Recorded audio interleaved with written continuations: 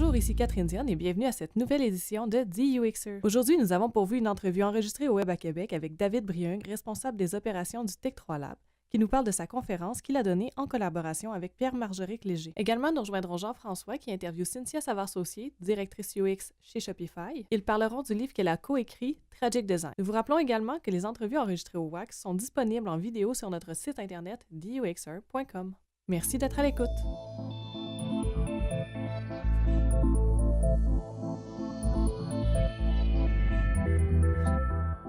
Bonjour Jean-François. Bonjour Catherine. Il y a quelques semaines, on est allé au WAC, c'est-à-dire le Web à Québec. C'est le plus gros événement numérique francophone en Amérique du Nord. Dans le cadre d'un partenariat avec eux, on a fait plusieurs entrevues. On vous en a parlé au dernier épisode. Aujourd'hui, on va vous présenter la deuxième entrevue qu'on a faite. C'était avec David Brieung. C'est le responsable du Tech3 Lab. Plus précisément, il se retrouve à avoir un poste de gestionnaire de projet.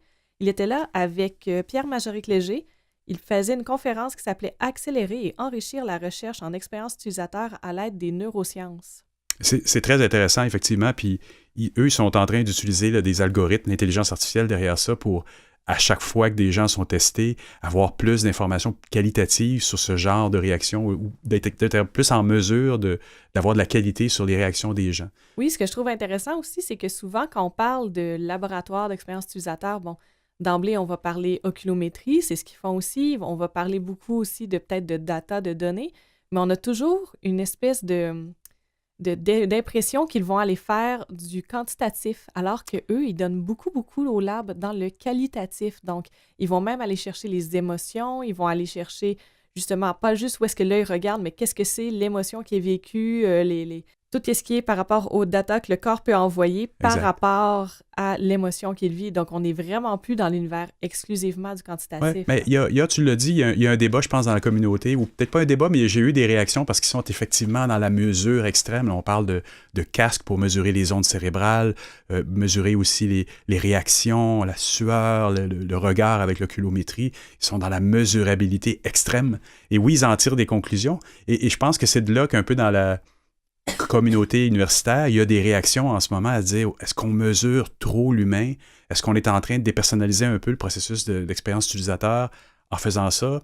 Je pense que les questions sont là. Est-ce qu'effectivement on a des conclusions qu'on veut avoir avec ça?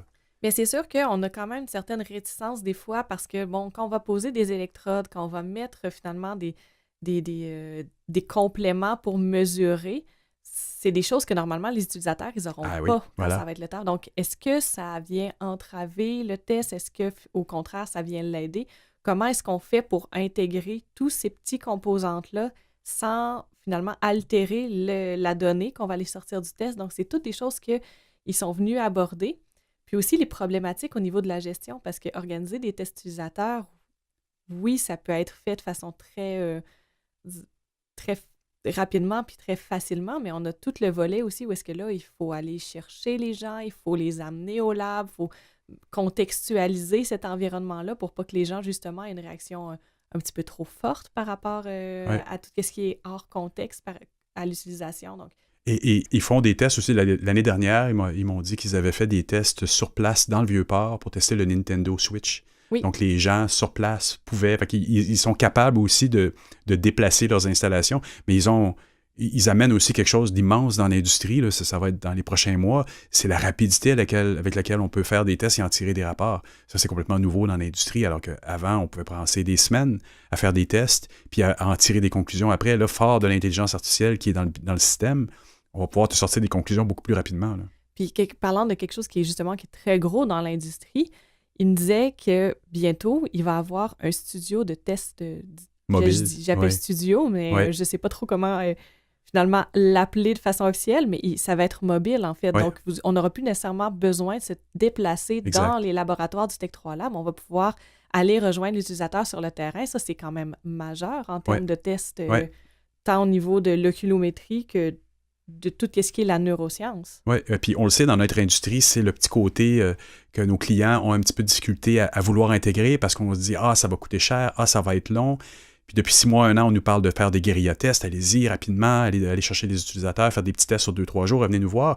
Là, on amène la mesurabilité aux utilisateurs et dans ces tests-là, et la rapidité d'exécution de ces tests-là, elle va faire une grosse différence dans le futur. Là. c'est aussi très en lien avec la mission que le Tech 3 Lab se donne, parce que c'est assez unique comme mission. Donc, ils veulent, oui, améliorer tout ce qui est test et expérience utilisateur, développer des outils, mais toujours avec l'optique de pouvoir l'intégrer dans le marché pour que les gens puissent facilement appliquer ça à leur projet, pour que les entreprises soient en mesure de les utiliser, ces outils-là, parce que Exact. c'est bien beau la mesure, mais si on n'est jamais justement capable, comme tu le dis, d'intégrer ça dans un projet, l'outil reste dans le tiroir, comme on Non, dit. effectivement. Je pense que ce qu'ils amènent, effectivement, c'est la vitesse, puis la vitesse va permettre d'intégrer plus rapidement dans le processus de conception, puis de permettre à nos clients, puis aux gens qui sont sur le terrain de s'améliorer plus rapidement.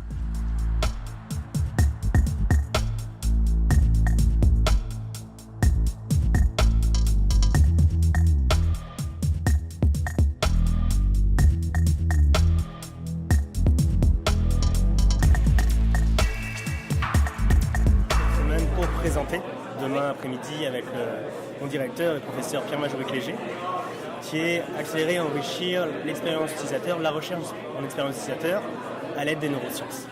Et donc, les neurosciences avec Pierre-Majorie, donc tu travailles au Tech 3 Lab avec lui? Absolument. Je suis responsable des opérations au Tech 3 Lab.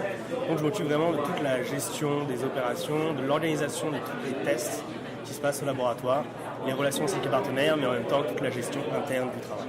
Et c'est quoi la mission du Tech 3 Lab à Montréal? Donc, pour ceux qui connaissent peut-être un petit peu moins, on en entend beaucoup parler, mais peut-être qu'on ne sait pas exactement qu'est-ce que c'est. En fait, le Tech 3 Lab, c'est aujourd'hui le plus gros laboratoire de recherche en expérience utilisateur en Amérique du Nord. Oui. Pas au monde, on ne peut pas le trouver. Et notre objectif, c'est avant tout, on a deux objectifs principaux. On a la recherche, on fait partie de l'Université HEC Montréal. On a aussi le côté recherche pratique. On a des partenaires de recherche. Depuis maintenant près de 6 mois, il y a la chaire de recherche en expérience utilisateur qui a été mise en place. Et on a le côté aussi formation. On forme en fait les chercheurs en UX de demain. Tous les étudiants qui viennent chez nous pour arriver sur le marché. Avec le micro-programme? Il y a le micro-programme et il va y avoir aussi la maîtrise en expérience utilisateur qui va être annoncée dans pas longtemps. Et après, il y a la recherche, le laboratoire et tout ça. Et aussi un MOOC qui sera en ligne sous peu. Oh, c'est intéressant, ça pique ma curiosité. Il y a aussi, vous avez une approche qui est particulière. On a quelques programmes en enseignement sur l'expérience utilisateur. Donc, on a ceux qui sont plus dans le volet psychologie, donc sociologie. Vous, c'est quoi exactement l'approche que vous avez? Non, c'est ça. HEC Montréal, c'est une école de commerce, quand même à la base, aux études commerciales. Notre point de vue, c'est vraiment de comprendre le business et de comprendre l'expérience utilisateur. Améliorer l'expérience utilisateur permettra d'améliorer une business en tant que telle. Si on améliore le produit, on améliore l'expérience, on améliore le service, ça va se remplir forcément sur le business, sur comment les gens vont intégrer ça. L'objectif, c'est vraiment de former des chercheurs de demain qui comprennent pourquoi l'expérience utilisateur va améliorer le business. Donc c'est donnant-donnant. Ça va forcément améliorer pour tout le monde. Une particularité aussi que vous avez au Tech 3 Lab, c'est que vous avez des outils technologiques qui sont accessibles qu'au Tech 3 Lab. Donc, il n'y a pas possibilité d'aller faire ce genre de test-là ailleurs, nulle part au Canada, si je me trompe. C'est possible de les faire, en fait. La valeur ajoutée du Tech 3 Lab, c'est la triangulisation. C'est ce qu'on a fait depuis aujourd'hui près de 5 ans. C'est tous les outils qu'on a chez nous, c'est des outils pas commerciaux mais de recherche qu'on peut acheter. On a l'autométrie, l'EDA, l'électroencéphalographie, ces choses-là, ou FaceReader qui est un outil d'analyse des émotions faciales, on peut l'acheter dans le commerce. Mais nous, notre valeur ajoutée, c'est la triangulisation. On triangle toutes ces données-là en même temps, et le fait qu'on puisse les synchroniser en même temps, on nous donne plus de valeur ajoutée. Puis, toi, là-bas, tu es gestionnaire, donc tu n'es pas UX. Absolument. Moi, j'ai une formation en gestionnaire. Quand j'ai fini ma maîtrise, le micro-programme ou la maîtrise en UX n'existait pas. L'UX commençait, tout le monde UX venait de commencer, quelque chose comme ça. J'ai une maîtrise, en fait, en technologie de l'information. Okay. Mais ma recherche de maîtrise, ma thèse de maîtrise, c'était vraiment sur l'expérience des chercheurs sur les pages de Google. Comment les gens interagissaient avec les pages de Google et les pages de recherche. Puis, qu'est-ce qui t'a amené, finalement, vers le Tech 3 Lab? Est-ce que ça s'est fait naturellement ou c'est eux qui sont venus? Ça s'est fait très naturellement. Avant de finir mon bac, j'ai fait un bac en gestion internationale. Oui. J'ai découvert tout le monde du UX, c'était une expérience utilisateur. J'ai fait dans mon parcours alambiqué une école d'art il y a très longtemps, okay. Design et tout ça. Mais je me suis retourné en gestion, parce que j'étais plus un gestionnaire dans ma formation. Qui je suis un gestionnaire. Et au cours de mon cursus en fait, scolaire, j'ai rencontré Pierre-Majorie Cléger, qui est mon professeur. Et justement, il y a eu un bon fit et il m'a dit on a un poste, tu veux, on cherche quelqu'un en gestion au laboratoire, viens avec nous. Et je suis rentré en tant que chargé de projet, gestionnaire de projet, et maintenant responsable des opérations. En expérience utilisateur, une des choses qu'on va remarquer, comme on est tous justement dans des tests, on va aller chercher des informations sur les users et tout, mais il y a tout un aspect de gestion qui n'est pas traité très souvent, et qui n'est pas nécessairement évident. Il y a beaucoup de UX designers qui veulent se lancer dans des tests, qui veulent mettre en place des outils de validation, mais qui ne savent pas comment aborder finalement la gestion de tout ça. Toi, est-ce que tu dirais que c'est une expertise qui est en devenir, la gestion comme ça, d'expérience utilisateur? Je dirais que moi, j'ai fait de la gestion de projet. C'est surtout de la gestion de projet qui est intéressant. Les tests utilisateurs qu'on trouve aussi, nous, on est basé sur un système itératif agile. Tous nos tests sont en agilité. Donc l'objectif, c'est vraiment de gérer tout ça, d'avoir une vue d'ensemble et de faire le suivi avec tous les projets. Je travaille à un chef de projet UX aussi qui est avec moi, avec une technicienne scientifique qui est là aussi, et tous les trois, on forme vraiment le cœur du comité opérationnel. Et à partir de là, on peut gérer tous les projets avec nos partenaires. Donc c'est la gestion de partenariat, la gestion des opérations au quotidien, organiser, préparer le matériel. Il faut forcément avoir du matériel qui fonctionne, préparer les tests, s'assurer que tout fonctionne de A à Z. Il y a beaucoup de préparation en amont pour s'assurer que le test fonctionne bien. Il y a aussi la livraison en arrière pour livrer un rapport qui sont pour les partenaires à ce niveau. Donc c'est quand même beaucoup de questions à organiser, mais ça se fait bien. Mais tu parles aussi, je t'ai entendu dire le mot agile, donc on s'entend, il y a deux écoles de pensée au niveau du UX design, il y a des gens qui sont très pro-agile, il y a des gens qui pensent que le UX design c'est quelque chose qui est plus waterfall carrément. Vous fonctionnez complètement en agile là. On va fonctionner, je dirais, 90% en agile. Pourquoi? Parce que nos partenaires, ils nous appellent, justement les partenaires de recherche qu'on a avec la chaire, sont des partenaires qui veulent avoir des projets qui s'incluent dans des itérations en fait, de développement. Je prends des partenaires qu'on va avoir, ils vont nous dire on vous propose quelque chose, testez le produit, revenez-nous avec votre envergure de données, la triangulation qu'on a, et on essaie de leur revenir très rapidement. Donc le plus rapidement possible qu'on peut, c'est-à-dire dans 2 semaines, si on peut avoir un rapport, quelque chose comme ça, qui nous dit voilà ce qu'on a, voilà les résultats qui sont là. Et eux, ça leur permet d'avoir des résultats et de modifier leur développement. Au sein du laboratoire, au sein de moi, tout dans lequel je suis depuis maintenant 3 ans, l'agilité est très important pour nous, au niveau du design et tout ça. On est obligé de réagir très rapidement à tout ce qu'on fait. Au niveau de la recherche surtout, quand on développe un logiciel, on ne peut pas attendre 6 mois pour venir à des résultats en disant bah voilà, l'application que vous avez testée il y a 6 mois, ça ne fonctionnait pas. Ah oui, mais on a fait 5 itérations depuis. On l'a enlevé ce qui ne fonctionnait pas, on le sait aujourd'hui. Mais c'est quand même particulier. Donc, tu me dis, il y a des délais de 2 semaines pour répondre. Quand on pense à la recherche, souvent, on pense à des délais qui sont beaucoup, beaucoup plus longs.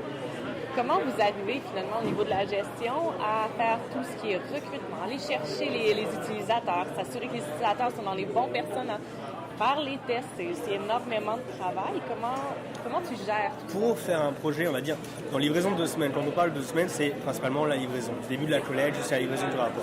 Il y a quand même un travail de recherche important en amont, mais ça peut s'organiser très vite. Pourquoi? Avec HEC, on a des outils qui nous permettent d'aller vite. On a un panel d'utilisateurs, un panel des étudiants, le panel d'HEC Montréal, qui nous permet de recruter très rapidement. On a l'habitude des tests qu'on fait. Donc on sait qu'un test, on fait des tests faciles. Un test avec une livraison en 2 semaines, ça ne va pas être un test compliqué. On ne va pas chercher à changer le monde et aller sur Mars. On va essayer de comprendre une interface basique avec une question précise. Il faut une question précise pour arriver à un résultat précis. C'est ce qui nous permet d'avoir vraiment des résultats très rapides. Donc, ça prend quand même un certain cadre, puis Absolument. une certaine définition de la problématique avant de se lancer pour réussir à être Absolument, rapide. ouais. On ne peut pas partir comme ça sur tout rien. Il faut, comme tu dis, un cadre très défini. Les partenaires qui ont fait affaire, qui ont des résultats très rapides, savent qu'on ne peut pas changer le monde. On est là pour répondre à une question avec un certain nombre d'utilisateurs. On n'est pas là pour faire 200 utilisateurs. On fait un test rapide, un test peut-être appelé guérilla, mais pas à ce point-là. On a quand même des données très, très utiles, très importantes. Et on a une équipe derrière, on a des étudiants qui sont là pour apprendre, ça nous permet de coder, tout ça. Il y a quand même beaucoup d'heures. C'est des 2 semaines qui sont très remplies pour toute l'équipe, parce qu'on fait un suivi énorme. Mais ça nous permet aussi d'avoir des résultats utiles pour le partenaire et pour nous. Si quelqu'un voulait se lancer là-dedans, quel genre d'études de cas vous prenez actuellement au Tech 3 Lab? Quel genre de questions qu'on peut aller faire valider chez vous? Parce qu'on parlait tout à l'heure justement de triangulation de données. Qu'est-ce qu'on va aller valider avec ces données-là? Ce qu'on va chercher à valider, en fait, c'est la complexité du comportement humain face à une interface. C'est-à-dire, on va avoir l'autométrie, où est-ce que les personnes regardent ou ne regardent pas, on va le savoir. Les émotions. Qu'est-ce que avec les émotions de cette personne pendant qu'elle va regarder, et aussi l'activation, quel est son état d'activation, est-ce qu'elle va être stressée, est-ce qu'elle va être calme. Le fait de synchroniser les trois va donner une réponse enrichissante par rapport au travail qu'on propose. Quand tu dis triangulation, est-ce que c'est quelque chose qui se fait à l'intérieur d'une solution que vous avez déjà ou c'est quelque chose que vous faites par la suite? C'est une solution qu'on a chez nous au laboratoire et qui est en train d'être développé aussi un peu plus. OK. On va pas en dire plus de détails. Est-ce que c'est par rapport à ce que vous aviez présenté? Je sais que vous avez présenté il y a 3 ans dans une conférence sur usabilité, donc un embryon d'une solution de ce type-là. Est-ce que c'est la solution que vous utilisez en ce moment? Absolument, en fait, on a développé ce qu'on présentera aussi demain après-midi, c'est-à-dire des heatmaps physiologiques, ce qu'on appelle, Oui. et aussi on a développé des nuages de points, qui nous permettent, à travers un circuit complexe, présenter en fait l'état d'une expérience, ou de moins d'une utilisabilité, d'une tâche sur une interface donnée. Ce qui permet en fait de se comparer par rapport à d'autres, ce qui est très important, et aussi de comprendre à quel niveau on se situe. Sur quel genre de projet vous travaillez en ce moment pour mettre votre produit à l'épreuve puis le peaufiner? Depuis qu'on a annoncé en fait la chaire de recherche au mois d'octobre, on travaille avec 7 gros partenaires qui est Desjardins, Assurance et Banque, D-Box, JDA, Sobase, Vidéotron, si je n'oublie pas. Je pense que j'en ai oublié un ou deux, mais je ne sais plus. Donc quand même des grandes industries qui s'intéressent au projet. Absolument, les très très grandes industries s'intéressent à l'outil. Ils sont obligés. Les banques ont pris un certain retard depuis un certain nombre d'années sur l'expérience utilisateur qu'on peut avoir envers ces applications mobiles, envers le web, choses comme ça. Et ils s'intéressent à ce qu'on peut faire aujourd'hui. Quand j'écoute les clients que tu me proposes aussi, je me dis, est-ce que le choix d'aller vers de l'agile, ça a été drivé plus par les clients que vous avez reçus ou c'était un choix que vous avez fait préalablement avant de vous lancer dans des partenariats? En fait, je dirais qu'on fera les deux. Il y a des partenariats qui vont travailler en agile pour des projets de développement beaucoup plus rapides et il y a des partenaires qui vont avoir plus de temps, qui ont des cycles de développement beaucoup plus longs. Parce qu'il y a des produits qui ne se font pas en une semaine, c'est quand ça sort de l'application mobile ou du test web, ça va prendre beaucoup plus de temps. Là, il y a des partenaires avec qui on va prendre plusieurs mois pour développer des choses plus importantes, mais là, on va pouvoir développer des tests beaucoup plus enrichissants et beaucoup plus complexes. De là, de répondre à une question particulière, on va répondre à un ensemble de choses qui permettent d'aider. Donc, vous n'êtes pas 100% une méthode ou l'autre méthode, vous alternez dépendamment de la situation, laquelle qui répond le plus à la problématique. Oui, c'est ça. L'idée, c'est que nous, on rentre dans les processus agiles. Au sein du laboratoire, le test agile, on en fait, mais le test ne sera pas agile. On va faire un test, on va le commencer, on va le finir. Le test sera en waterfall. Mais on rentre dans un processus agile. Et on va concevoir, au pire, le test utilisateur en agilité. On fait des tests, s'assurer que ça fonctionne bien, on fait des tests. L'idée de commencer un test, c'est que le prototype, ou ce qu'on utilise, soit fonctionnel et que le test soit le plus réaliste possible pour le participant, l'utilisateur. Dans le cadre agile, est-ce que vous avez besoin de faire plusieurs séries de tests ou c'est vraiment Il peut y avoir, on a fait des tests, on a fait des recherches avec des partenaires où au final, pour arriver à un test final d'utilisabilité, on a fait 5-6 itérations. Parce qu'au final, on a besoin de comprendre comment on va faire le test à partir du moment où on sort de l'écran, des choses comme ça. On utilise des outils qu'on ne s'est jamais servi et il y a du bricolage, il y a de la R&D, mais tout cela à réfléchir autour, comment on va faire ça? Comment on peut étudier le comportement sans entraver l'expérience? Tu prends une expérience de cinéma, tu ne veux pas mettre une caméra devant la face, sinon tu ne regardes plus l'écran, des choses comme ça. Donc on est obligé de faire des tests, donc ça nous est arrivé de faire des tests, des itérations, pour arriver au final à un test le vrai test final, qui lui on va avoir des vrais participants pendant un certain temps, faire une collecte et avoir les vrais données. Donc finalement, vous testez un peu vos tests au fur et à mesure, ça permet de peaufiner l'outil. Il y a beaucoup de tests qu'on est obligé, on fait de la R&D, on a un laboratoire de recherche et on développe des outils, on développe des techniques, on va développer des mesures, on va développer des contextes aussi, savoir comment faire le test. Le laboratoire fait aussi de la recherche fondamentale, donc on a aussi de la R&D à un certain niveau, en plus de la recherche pratique qu'on a avec la chaire de recherche. En recherche fondamentale, actuellement, vous vous intéressez à quel type de sujet?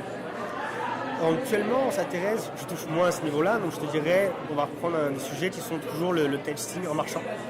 C'est un sujet qui nous touche depuis un certain temps. Le chercheur François Courtemanche avait fait des tests il y a 2-3 ans là-dessus, sur comment tester en marchant, ça influence le comportement et le risque que ça apporte à ce niveau-là. La recherche continue à ce niveau-là. Il y a d'autres recherches qu'on avait fait, on va dire le travail sur les bureaux actifs, on appelle les bureaux debout. Est-ce qu'avec un bureau actif, le travail est plus important? Est-ce qu'avec un treadmill, ça fonctionne beaucoup mieux? Choses comme ça. Donc là, nous, on a des chercheurs au laboratoire, Élise Lamonté-Lemoine, François Courtemanche et les 3 directeurs, Pierre Major-Pégé, Sylvain Sénécal et Marc Foudette, qui font toute la recherche à ce niveau-là. Je te remercie d'avoir pris ton temps aujourd'hui. Ça me fait plaisir. Si les gens veulent en savoir plus sur le Tech 3 Lab, en savoir plus sur ton travail, te poser des questions, est-ce qu'il y a des endroits où est-ce qu'ils peuvent te rejoindre sur les réseaux sociaux? La page, on a une page Facebook du Tech 3 Lab qui est un peu active. Sinon, il y a le site internet tech3lab.hec.ca. On peut retrouver toute l'information. Et sinon, on est quand même à HEC Montréal pour l'école, donc on met ça en avant.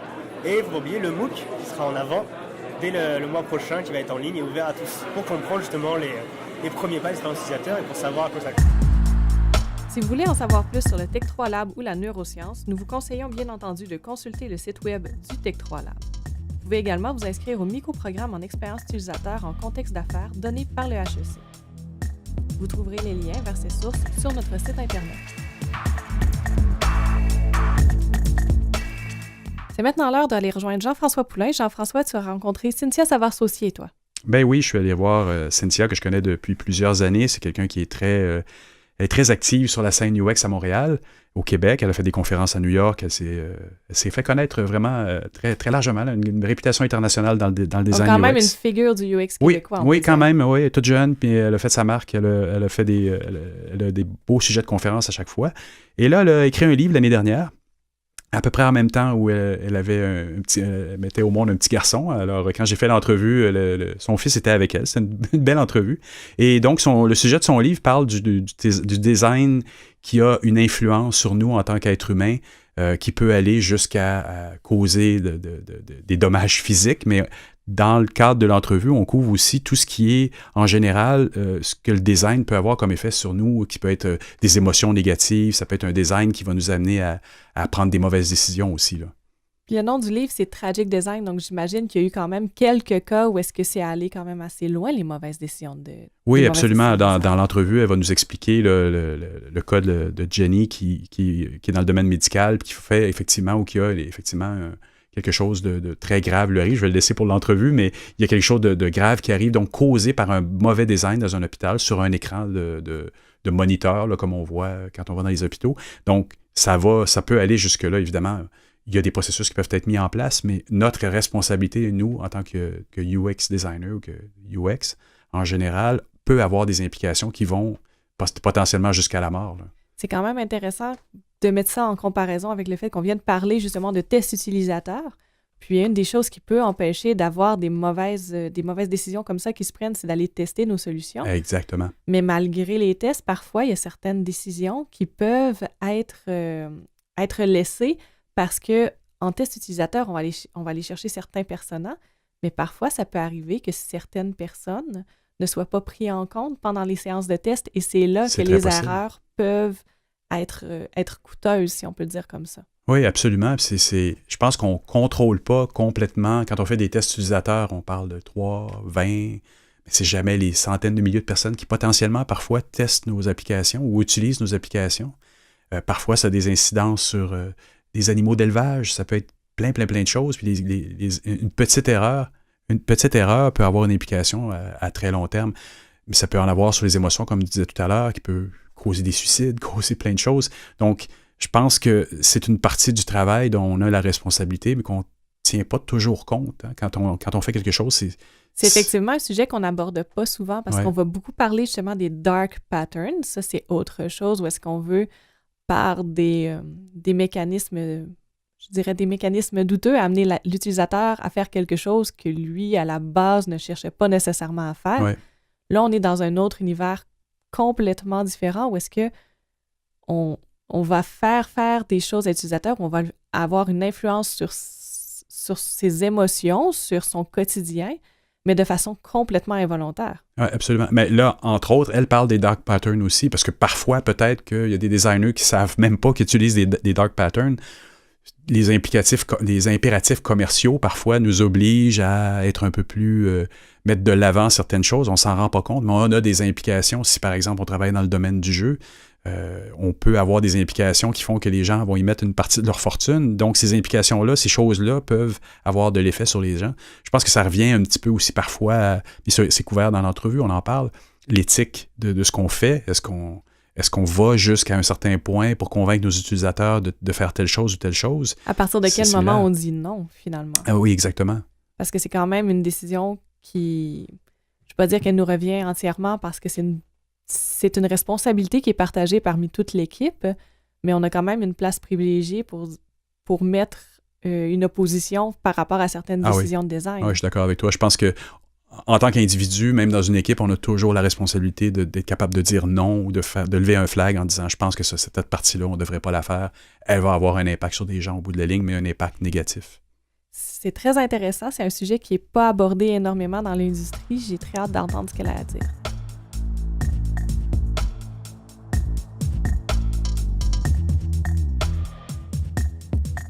Ah, bonjour Cynthia, comment ça va? Ça va bien, merci. Comme ça, il paraît que tu as écrit un livre sur Tragic Design. Et puis, tu l'as écrit avec un co-auteur, c'est Jonathan Charrière, enfin, à prononcer en anglais, parce que c'est un Américain, tu me disais. Oui. Donc, Jonathan, il a écrit un billet de blog qui s'appelle Tragic Design, qui expliquait comment une interface médicale a causé la mort d'une jeune patiente de cancer. Donc, c'est une interface qui était très complexe et quand les infirmières rentraient les informations sur le traitement qu'il est en train de lui donner, ils n'ont pas vu que ce traitement-là nécessitait 3 jours de réhydratation. Ce que ça l'a fait, en fait, c'est qu'elle est décédée du traitement.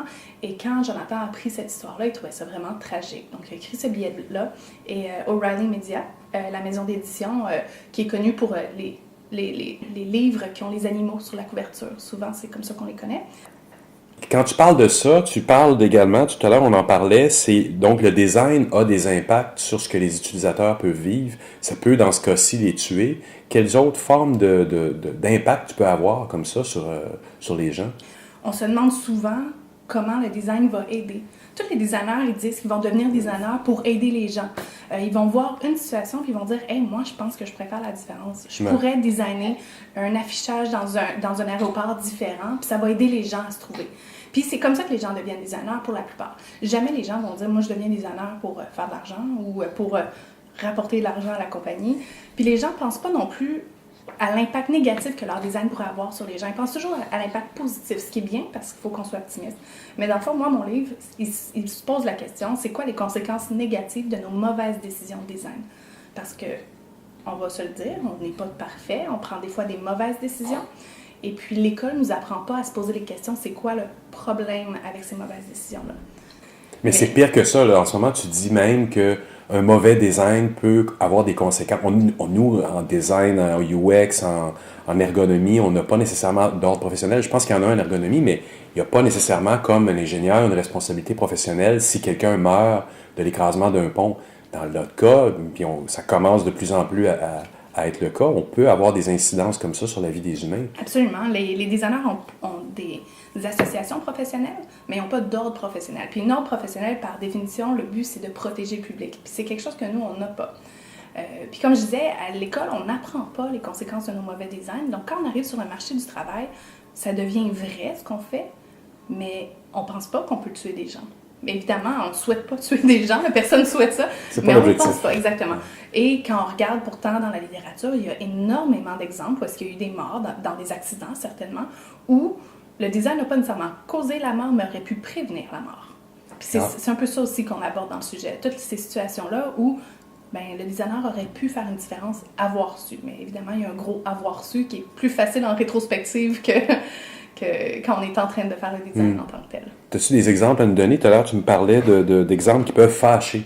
Oui, en fait, c'est sûr que le plus choquant, c'est que le design peut tuer, mais le design peut aussi fâcher les gens, peut exclure les gens, peut faire de la peine aux gens.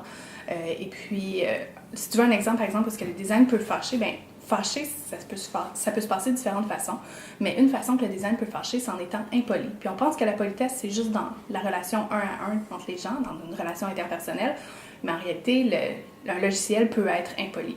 Et quand un logiciel est impoli, il va prendre des comportements qui sont directement reliés aux gens qui sont impolis dans la vraie vie. Par exemple, quelqu'un qui se met de l'avant tout le temps. Non, mais moi, là. Ou quelqu'un qui coupe dans la ligne, là, qui va devant les autres en se posant pas trop de questions. Ou quelqu'un que tu lui dis « Ah ouais, moi je m'appelle comme ça », puis il s'en souvient pas après. Mais tous ces critères-là d'impolitesse dans les gens se retrouvent dans les logiciels. Par exemple, un logiciel qui va voler le focus de ce que tu es en train de faire. Par exemple? Un exemple qu'on donne, c'est l'application de Google Calendar. Donc le calendrier de Google. Quand il y a un événement qui s'en vient, tu vas avoir un rappel qu'il y a un événement qui s'en vient. Ça, c'est très poli, c'est très gentil. Mais quand Google Calendar est ouvert dans un tab, dans un onglet en arrière, c'est pas ton onglet actif, il va voler le focus de ton onglet, mettre une fenêtre surgissante, donc une pop-up, que tu dois canceller pour ensuite continuer ce que tu es en train de faire. Donc là, il est en train de te voler toute ton attention parce que c'est lui soudainement qui pense qu'il est le plus important. Et ça, c'est comme on le disait aussi avant l'entrevue, c'est des dark patterns, c'est des façons de voler l'attention, et là, tout le monde le fait, toutes les applications, au moins dans les ordinateurs, essaient d'envoyer des notifications les unes par-dessus les autres pour toujours te ramener vers des champs d'intérêt qui ne sont pas ceux qui t'occupent pour ton travail, par exemple. Exactement. Mais c'est sûr que les dark patterns, c'est une façon de faire qui est vraiment néfaste, qui fâche beaucoup aussi. Là, c'est un autre chapitre complet dans notre livre.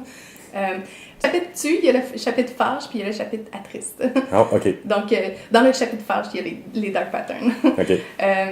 Le fait de mettre une notification qui vole l'attention de l'utilisateur, c'est pas nécessairement un dark pattern, c'est pas nécessairement un très bon pattern non plus.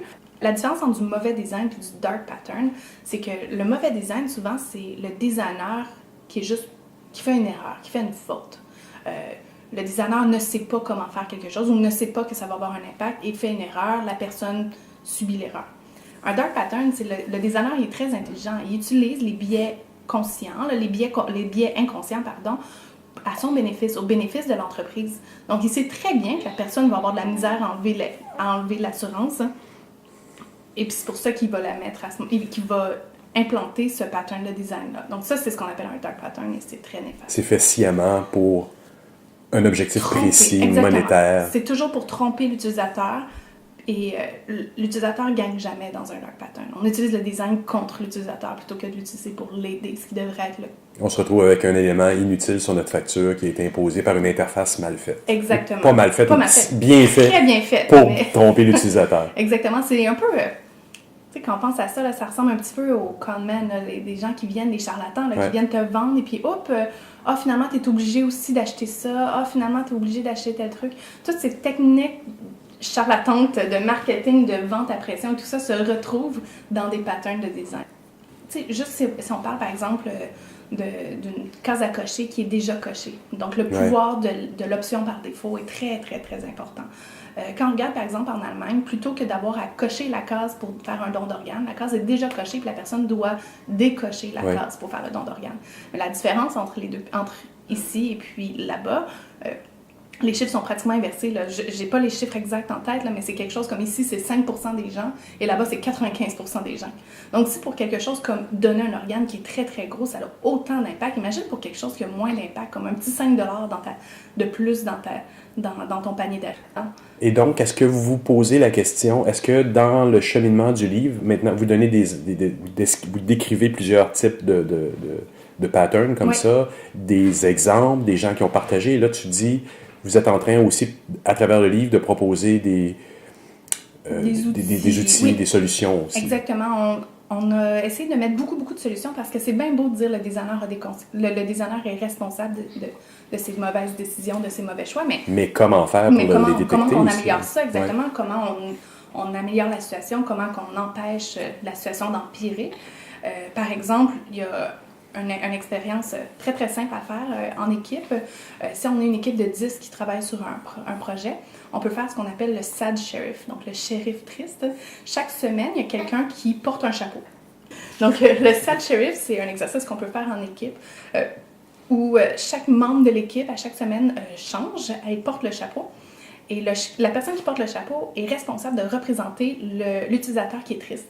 Donc, cette personne-là, dans un brainstorm, va toujours ramener « Oui, mais qu'est-ce qui arrive si notre utilisateur il est handicapé? » Donc, son travail, c'est dans chacune des rencontres de développement du produit, d'être cette personne qui rappelle tout le temps « Oui, mais moi, je suis déprimée, qu'est-ce qui se passe? Oui, mais moi, j'ai des idées suicidaires, est-ce que tu vas m'aider? Oui, mais moi, mon père est décédé la semaine passée, qu'est-ce que je fais dans cette situation-là? » Et ça permet justement de créer...